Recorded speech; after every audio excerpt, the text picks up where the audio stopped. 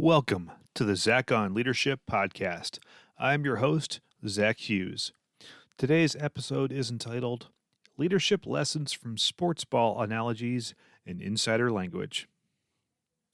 Sports analogies in business leadership are nearly as certain as death and taxes. You simply cannot lead in a large organization without hearing sports analogies daily. For me, sports analogies don't bother me too much. However, I do notice them, and I wish there were fewer of them.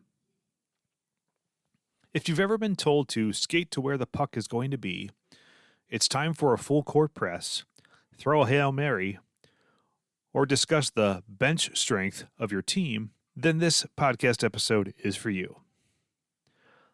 The term sportsball is slang used by non-sports fans to make fun of sports fans about their fandom. It's intentionally nonsensical. It's a signal indicating that you do not take sports very seriously, and you think some are quite overboard with their enthusiasm. My experience. A few years ago, someone described a conflict to me and said, "They're giving me the Heisman." I hadn't heard that sports analogy before, so I did some thinking. While I'm not an avid football fan, I had heard of the Heisman Trophy.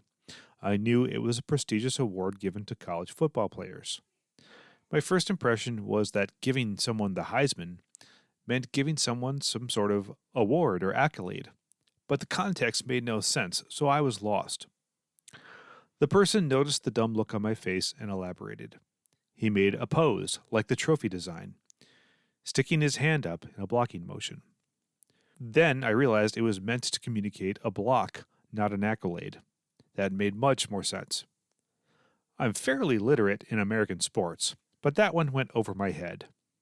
Others with less knowledge must really struggle. Insider language.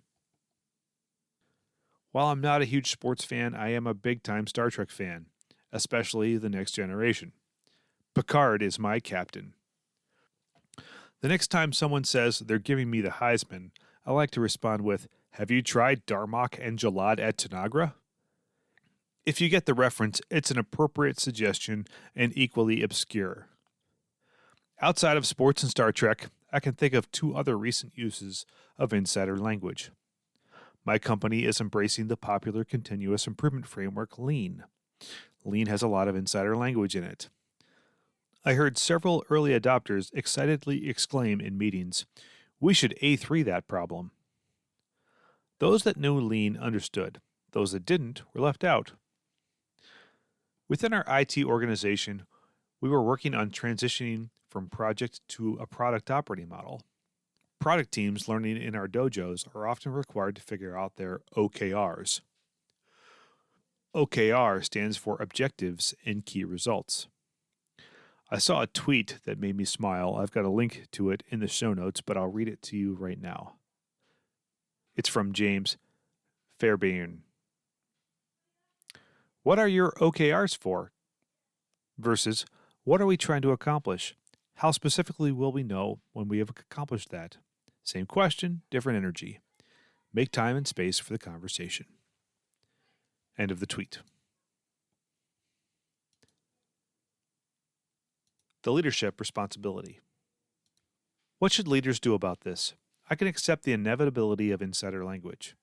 I often observe those who frequently use their own insider language and are subsequently excluded by others' insider language. Leaders need to be self-aware enough to stop and think, this is probably how it feels when I do this to others. Sports analogies aren't going away, but I try to be careful on how much I rely on them. I recognize that a big part of my team cares way more about cricket than American football.